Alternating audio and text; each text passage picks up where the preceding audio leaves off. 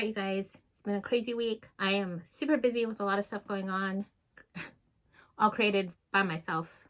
Self-made chaos, I guess, anyway. But I'm excited for this week's tutorial. We have this little mini Valentine's Day cake. I'm going to be showing you some easy pattern painting and also how to make the adhesive that I use for this. It's great for filling little cracks in your fondant and also for adhering little decorations. I think this would be a great cake, especially if you're making like a trio of little Valentine's Day cakes or something. Something like this could be really cute. You could even like paint the edges gold or something like that. So I hope this gives you some good ideas. And what I've been so busy working on is my new Etsy shop, kyungscakesandcrafts.etsy.com. You can buy the shirts there. They are focused on food related things like this, and also some really cute baking ingredients, and a sort of mini-me line of like big size foods and little size foods for parent and child. And also coming up in just a few weeks, I'm going to be having a giveaway on Kyung's Cakes and Crafts, my Instagram account, with a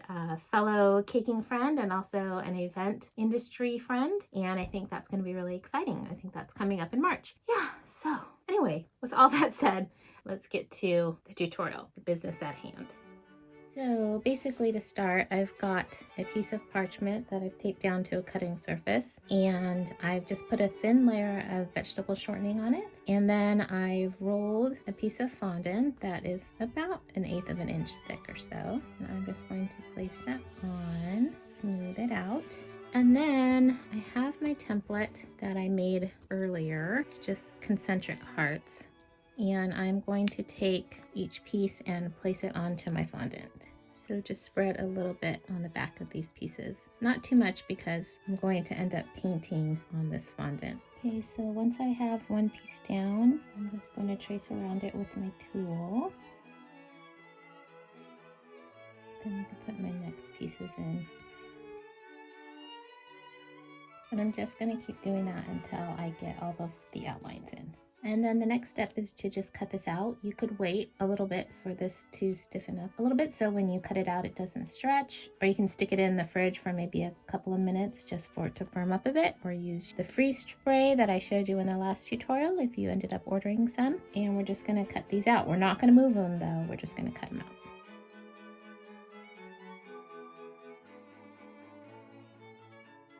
I usually like to run my finger around the edge just to round it out so it's not such a sharp edge, and to clean it up.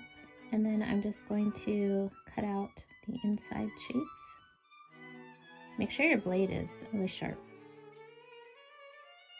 And if you see if any of the edges are a little bit jagged, just come in with your tool so to smooth out the edges. So I'm going to do that for each heart. After I have all of my hearts cut out, I'm just going to use my straight razor. You can use a pizza cutter or something. I'm going to make sure they're all lined up. We're cutting down the center, and I'm just going to cut them in half.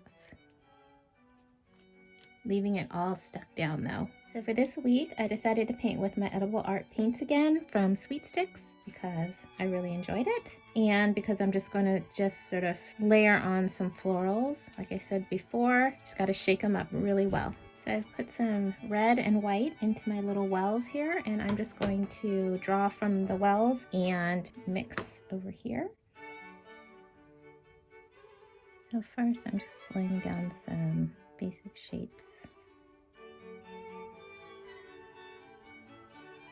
I just put down some basic sort of blobby shapes in a mid-tone red, and then I added some black to my palette as well. So with my smaller brush, I'm going to come in and paint some centers in.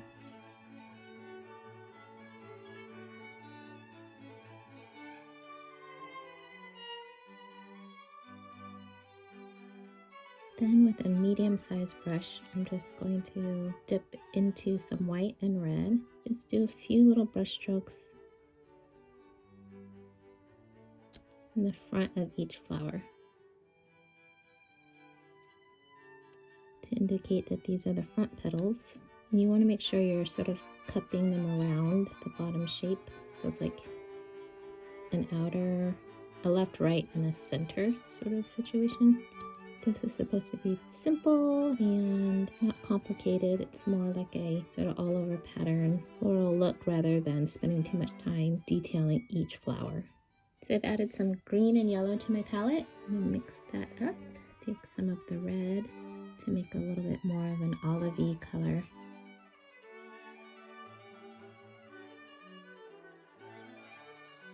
And I just mixed in a little bit of white so that it can stand out from the background a little more.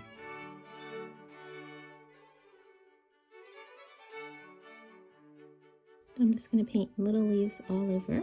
And I'm finding that what I like is to actually come in with a darker green and then layer a lighter white on top. I think this looks better than when you just come in with a light leaf. So just randomly place them all over, going over these lines.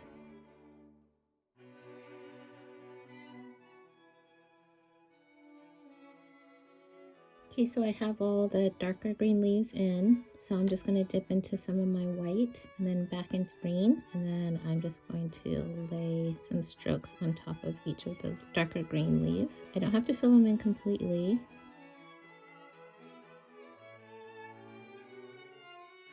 I think I'm going to go in and darken some centers. And then with my smaller brush, I just dipped into the white a little more. And I'm just going to hit the front side of the petals just to make them stand out.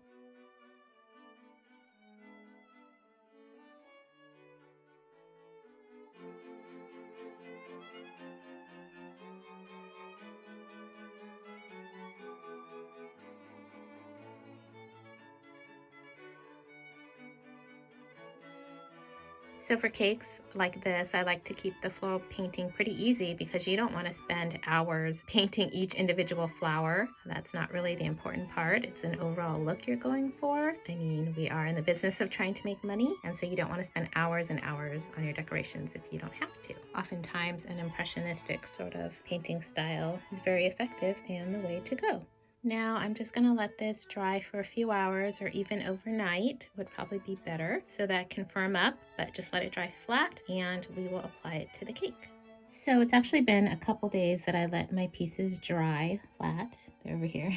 And if you're in a rush and you need them to dry faster, you can always take them and put them in a very low oven setting, like 150 degrees. Bake them flat, preferably on a Silpat mat, for about 8 to 10 minutes, and they should harden up more quickly that way for you. So I have them all ready to go, and what I'm going to adhere them onto my cake with is this. So all this is some of this fondant left over from the cake, and I just mixed in some water and let it melt, and it created this sort of goo, and I'm going to use that to adhere the shapes to my cake. I wouldn't probably use this for like really large decorations. I haven't tried that out with anything that's heavy, but these decorations are pretty small, so I'm going to use this because it's the same color and I think it'll be cleaner that way. All I'm going to do is put a little on the back of the points that are going to touch my cake.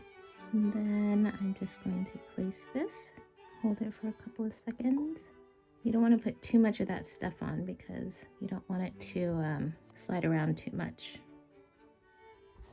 I'm just going to scrape off the excess. You can also use this stuff to fill little gaps in your fondant or little pinholes or something like that. Or if you're making a figurine and you have a little seam you want to hide. So the fact that the decoration is touching the bottom of the board here, or touching the board, is helpful in keeping it in place for a decoration like this. So for an adhesive, you have to think about that kind of stuff. If this weren't going to be able to rest while it dries, then I might use something like royal icing or even chocolate to help it stick. So I've got some on the back of the next piece, and that's just gonna pooch its way in, but I'm going to leave it forward a little bit. And then I'm just going to keep doing that with all of the pieces, making sure that I'm applying this little goop mixture on all the places that are going to touch.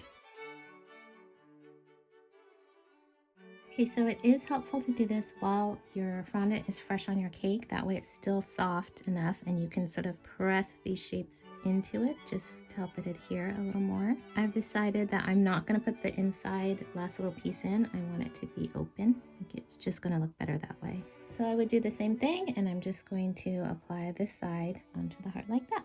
Okay, and then once you have them all on, you just push them together. Then you can take some of your mixture and you can put it, sort of spackle the crease a little bit if you want that to be less noticeable. Okay, and then once you have all your little creases filled in with your goop, if there's some places where maybe you went over some of your leaves or you want to cover some of that, wait till it dries a little bit and then you can just paint a little bit more of the floral detail over the center seams. And then you're all done.